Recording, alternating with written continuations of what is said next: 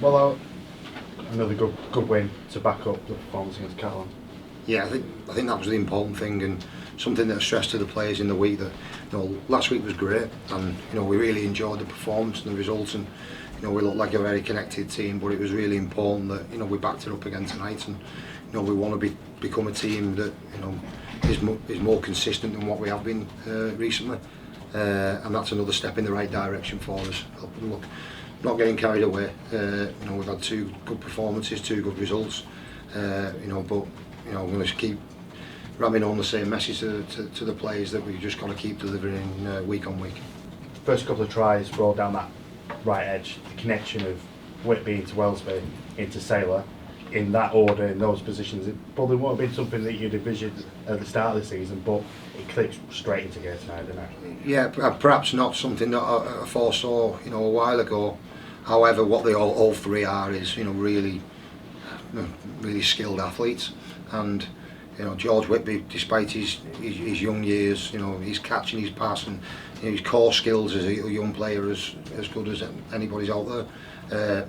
Tristan playing with a smile on his face, free of a lot of the pressure that he was probably under a few weeks ago, and Jack Wellesby just shown tonight that he's one of the best in the game.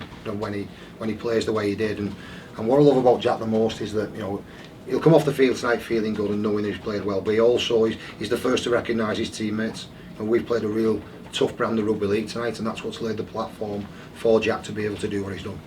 And you already spoke about George Whitby, but again tonight, goal kicking, he was kicking from the touchline with great style, and also there was a point in the game where he's through, he has options left and right. Probably should. I'm not going to be one to tell him he should pass, but he should pass. He probably should, shouldn't he?